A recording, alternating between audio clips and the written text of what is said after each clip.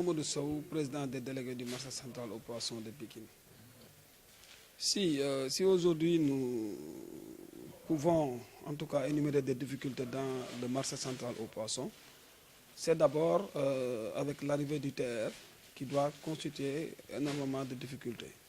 Parce que le TR doit prendre un certain nombre d'espaces dans le marché et par conséquent, nous devons à tout prix également reloger les conteneurs, reloger notre espace restaurant, mais reloger également notre mosquée qui a été financée sur fonds propres. Et nous avons assez d'espace de l'autre côté pour pouvoir donc reloger toutes ces infrastructures-là. C'est là où il y a le parc Lambaye, le parc Bois. Tout ça, ça fait partie du marché central aux poissons. Mais nous traversons énormément de difficultés pour pouvoir récupérer nos terres. Oui, parce que nous avons demandé au préfet, demandé au directeur du marché de leur adresser effectivement des correspondances ou bien ce qu'on appelle des mesures, des correspondances pour leur montrer que nous avons besoin de nos terres pour pouvoir récupérer nos terres, mais ceci tarde aussi toujours à se matérialiser. Donc ça constitue un certain nombre de difficultés. Alors si on comprend bien, vous ne refusez pas l'installation de terre ici dans vos locaux? Non. Parce que vous savez, l'installation du TR dans l'espace du marché central aux poissons, le TR est un projet de dimension nationale que le chef de l'État a investi beaucoup de milliards. Donc ce n'est pas au niveau du marché central qu'il trouvera un blocage. Ça, nous ne l'accepterons pas. Donc nous, acteurs du marché central aux poissons, sommes très, en fait, j'allais dire, si j'ai bonne mémoire, je peux dire que nous sommes très des républicains, donc on ne peut pas se permettre d'interdire un projet d'envergure nationale. Et la seule chose que nous pouvons faire, c'est de l'accueillir à bras ouverts et d'être auprès du chef de l'État ou auprès du président de la République pour que vraiment ce projet puisse voir le jour. Bon, nous n'en avons pas assez. Nos chambres froides sont en panne, en tout cas, ou bien certaines de ces chambres sont en panne. Mais le directeur a donné des mesures fermes par rapport à la réhabilitation de toutes ces chambres-là. Donc, également, il y a l'hivernage qui s'approche. Et notre système de canalisation aussi reste à désirer. Donc, là également, nous interpellons le ministère de la Pêche, le ministère des Pêches, en l'occurrence Mme Aminata Mbengue Ndiaye, qui a été hier sous nos locaux pour nous rendre une visite de courtoisie. Et donc, tous ces problèmes ont été déplorés devant le ministre. Seulement que nous sommes satisfaits vraiment de sa visite.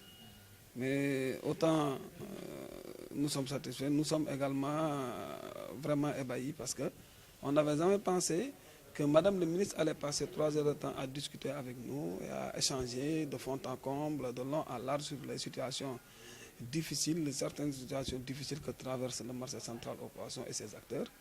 Et elle a promis également d'apporter des solutions idoines. Même elle a promis de revenir dans les plus brefs délais dans ce marché pour mieux approfondir les réflexions.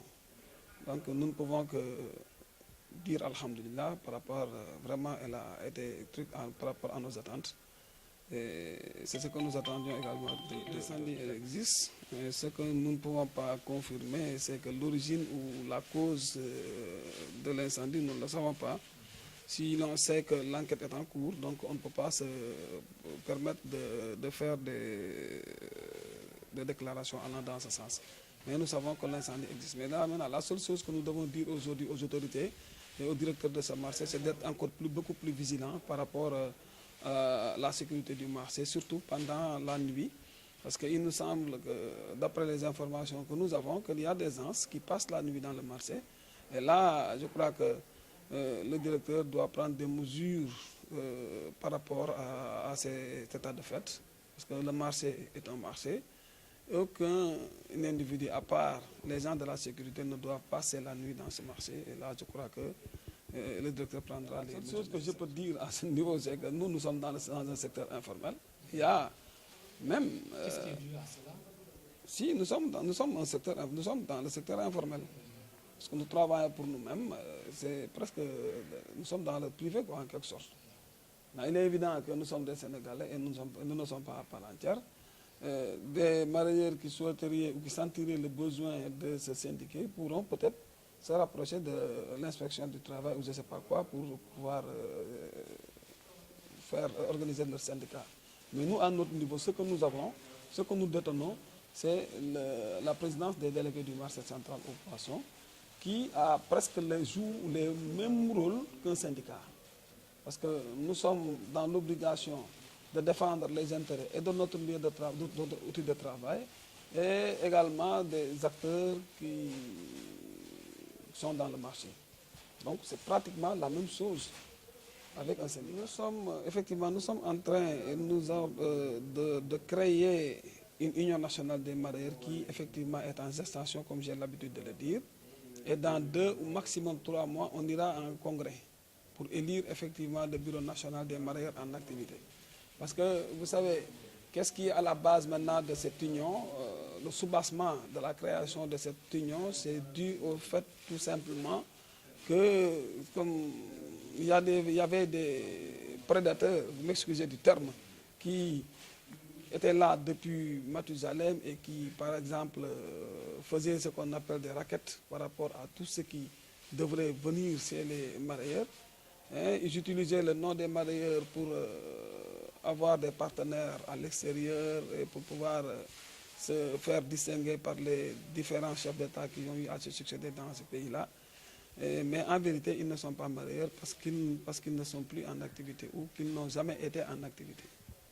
Donc, nous avons senti effectivement le besoin de créer une union nationale des marailleurs en activité qui prendra en compte tous les problèmes liés effectivement au secteur du mariage, mais également aux marailleurs ensemble. Pour parler, nous avons fait presque le tour du Sénégal, parmi tous les quais de pêche, grands comme petits. Nous avons fait également tous les marchés du Sénégal. Il ne nous reste que le Fouta et Touba. Pratiquement, nous avons fait Saint-Louis, nous avons sillonné Mbour, Joal. Ici, nous sommes venus ici le 24 de l'autre mois. On était dans le sud, on a fait Ziguinchor, on a fait Tamba, on a fait Potou-Lompoul, pour ne citer que cela, mais il ne nous reste que le Fouta et Touba donc pour boucler. Oui, beaucoup plus encore de considération, parce que vous savez, l'État a réagi par rapport au pont bascule, d'après les dernières informations que j'ai eues hier lors de la venue du ministre. Et il y avait toujours dans notre cahier de doléances la cherté du pont bascule, mais je crois que l'État a réagi favorablement, en tout cas à cette enquête. Mais il y avait également la cherté des cartes de marailleurs. Mais hier, quand le ministre Aminata était là, le directeur des pêches maritimes a également réagi par rapport à cette question. Mais nous continuons toujours d'avoir une plateforme revendicative qui consiste également à lutter contre ces prédateurs qui continuent de faire leur sale besogne au niveau des autorités. Mais nous continuons également à demander à gérer ou à faire partie des comités de gestion qui gèrent en tout cas et les quais de pêche et les marchés et tout ce qui est édifice concernant le mariage. Donc à ce niveau également, nous comptons sur le soutien du chef de l'État, de tout son gouvernement pour arriver à nos fins. Merci.